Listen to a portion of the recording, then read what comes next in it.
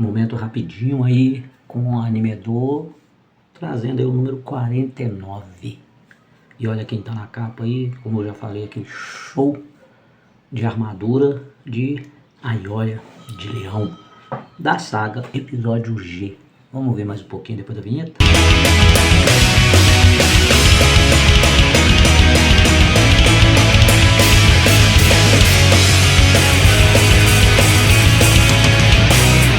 Yu-Gi-Oh! O filme no Brasil. E aqui a Aiolia enfrenta um titã. O editorial trazendo aqui, falando sobre, seguindo a tradição, todo mês nós reencontramos em mais uma edição do Animedor. E nessa trazemos matérias bastante pedidas por vocês. Bom, se tratando do episódio G, mais algumas, né? Aquarian Age, mais Cavaleiros.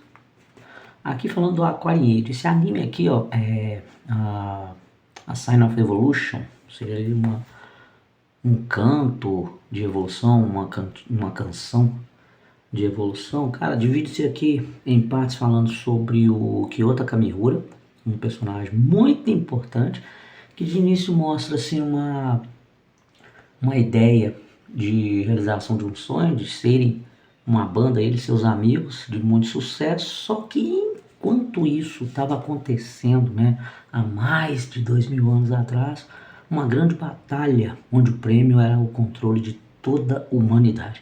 E aí nessa parte mostrava os clãs que estavam envolvidos na nova era de Aquário, como fala aqui, e nessa nova batalha que está para começar, os clãs estão mais evoluídos e poderosos.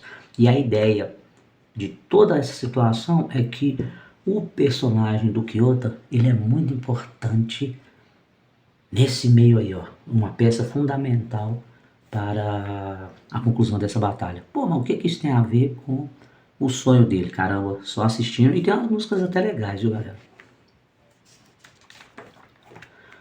Aqui, continuidade de Cavaleiros do Zodíaco do episódio G. Olha como é que tá o Mu. Esse aqui é o Mu. O Mu de Ares. Tá? Aqui falando sobre o primeiro ataque. O que acontece? Mais uma vez, né, o santuário ele é invadido. Só que dessa vez ele é invadido por um titã.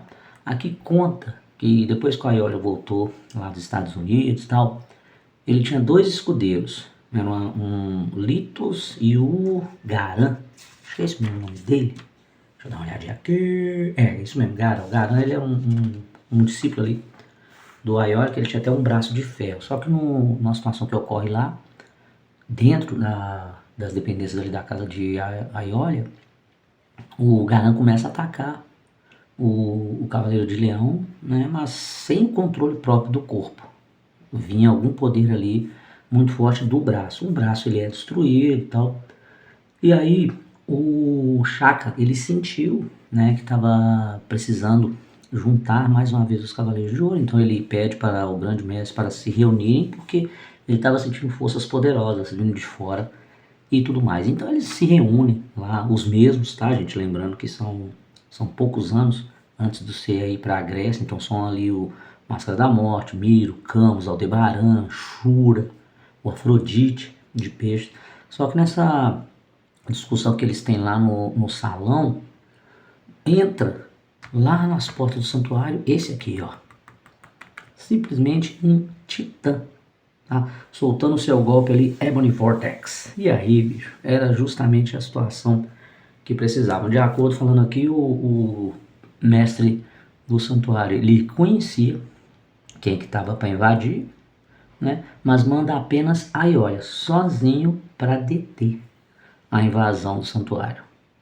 E aí, gente, lembrando, né, para toda a história ali dos Cavaleiros do Zodíaco, para quem já conhecia, o mestre do santuário já não era mais o mesmo. E aqui mostrando o próximo personagem que vai aparecer na outra edição, em que o Aiolia enfrenta ele ali, o seu primeiro representante, sendo um titã. Oh My Gods ou Amegami-sama, cara, esse anime é muito bom. Mas ele é um anime assim, ele tem muita comédia, tem muito shoujo, bem aquela coisa de romance e tal, e umas viagens muito legais. Ele foi, primeiro, se eu não me engano, uma série de ovas, depois veio a série de TV, né? E aí mostrando a Beldande, mostrando os personagens assim ali, as irmãs dela, porque a Beldande, gente, ela vem parar na Terra e fica com o nosso protagonista, né? O Keiichi Morisato.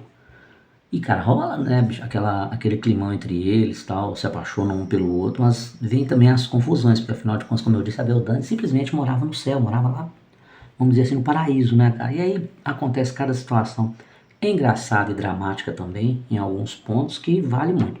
São muitos ovos, tá? E a série também, como eu disse, tem filme de Amegami-sama. E aqui eles mostrando alguns detalhes da divisão desses ovos, né? E vai dar continuidade, porque não parou só por aqui. Mas vale muito, viu, gente? Nossa, eu esqueci o nome da música de abertura da série, que é linda, linda também. Que começa Open Your Mind. Não. E aqui um pouquinho mais do Furikuri, foi falado no último vídeo, né? Quando tava como preview, dizendo ali, né, cara, mais uma produção do estúdio da Gainax. Foi uma série que teve apenas 2 volumes no mangá, então por isso até um número pequeno de episódios foi lançado em vídeo ali entre 2000 e 2001, trazendo aquela viagem que eu falei pra vocês. Aí pra vocês entenderem por que o personagem tem uma faixa na cabeça, é pra vocês saberem o que sai da cabeça desse menino. Nossa, cara, é zoeiro demais. É muito bacana, viu? De novo, mais uma vez, recomendo assistir, viu, cara? Dar aquela conferida. Aqui o seu portal da cultura japonesa, o Anime Pro, na internet. Algumas das revistas. E olha só o que já tava lá, gente. Ó, tem coisa muito mais da hora do que ficar enfiando o pé na lama. Ultra Jovem. Ah, eu tenho muitos vídeos para depois fazer das Ultra Jovens que eu tenho, porque é uma revista também muito legal. Muito legal. Aqui o Hikaru no Go. O Hikaru no Go fala sobre o jovem personagem aqui, o Hikaru Shindo, que ele estava buscando na casa lá do seu avô alguma coisa que pudesse vender para conseguir dinheiro. Lá ele encontra um tabuleiro de Igo, né? Aqueles jogos, parece um xadrez oriental, com pecinhas brancas e pretas, parecem uns botõezinhos. Cara, velho. E lá aparece um espírito para ele, né? Chamado Fujiwara no Sai. Aqui tá junto, mas se eu não me engano é separado. É Fujiwara, aí vem no Sai, jogador de Igo que havia morrido 1000 anos atrás antes de alcançar seu sonho. O Kami no Ite, jogada de Deus, posição máxima do jogo. E aqui rola uma certa troca, porque o Ricardo, ele se comprometeu a ajudar ele, só que, bicho, nessa coisa, o Ricardo acaba gostando também.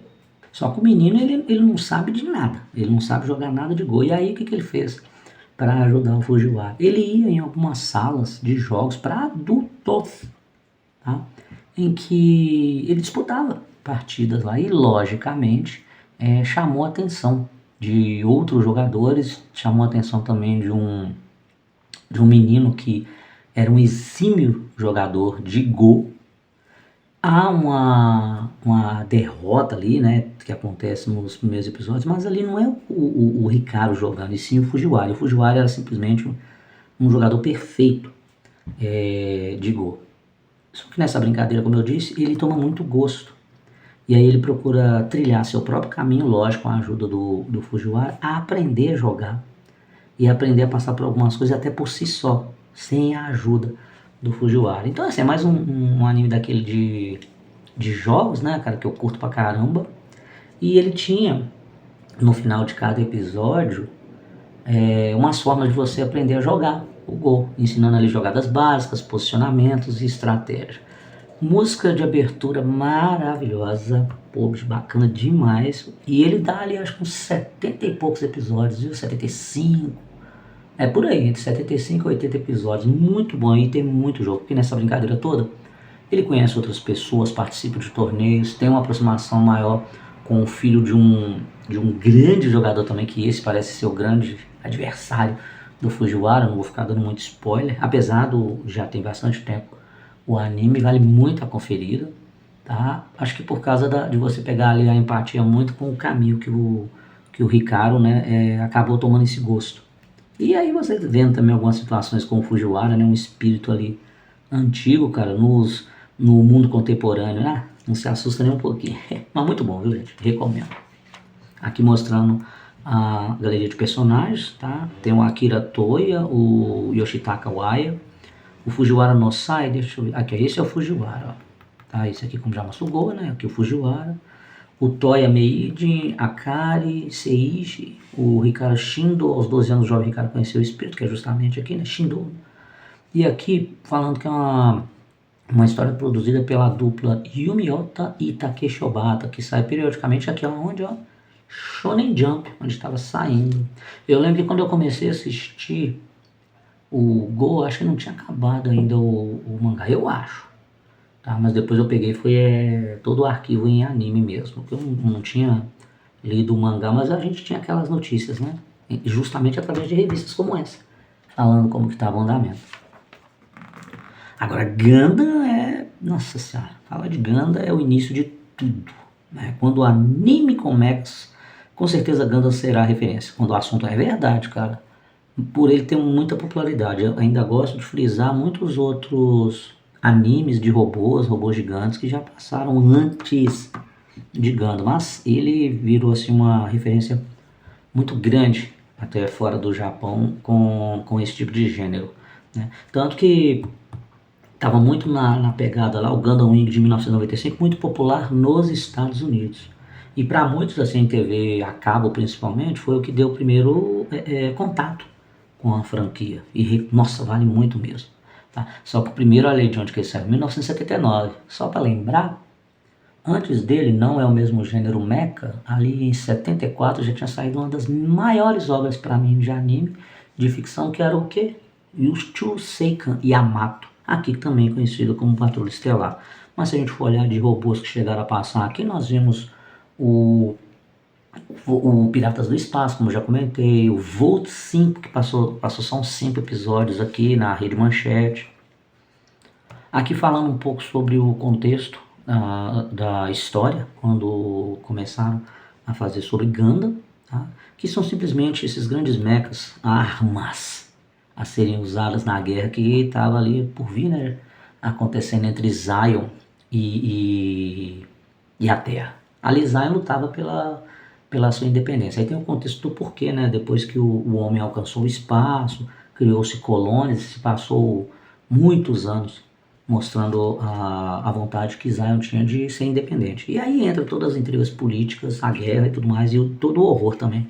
Muito retratado, muito bem retratado na franquia e mostrando um outro tipo de armamento, que era justamente os Zakos, né, esses robôs. E, logicamente, quando o Gundam apareceu, ele desequilibrou muito a balança do poder.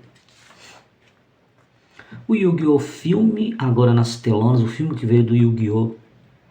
É a primeira vez, não, o primeiro filme, né, pra falar a verdade. Trilha sonora muito boa, movimentação muito boa também, para quem já era fã do jogo e do anime, cara, tem umas movimentações bem legais. Kaiba tá mandando bem ali para variar, sendo detestável em alguns momentos, mas a dinâmica do movie em relação à série, logicamente, ela vai às alturas devido ao nível de animação utilizado. E o Yuki ali e seus amigos, mais uma vez, para resolver os BOs. Só aqui, ó, Yu-Gi-Oh! Um dos maiores fenômenos mundiais de todos os tempos, é sucesso por onde passa, por onde toca.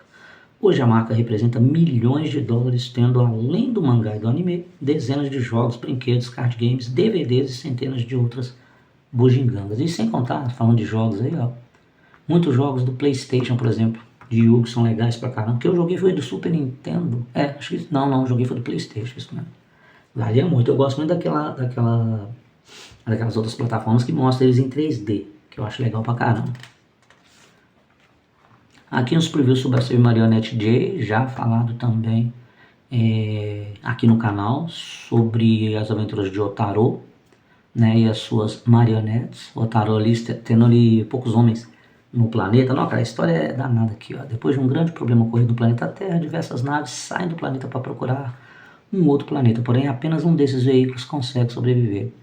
O grande problema é que depois de alguns percalços, apenas os tripulantes do sexo masculino conseguiram descer ao planeta. E aí eles criam as suas marionetes. E aí lá vem a história.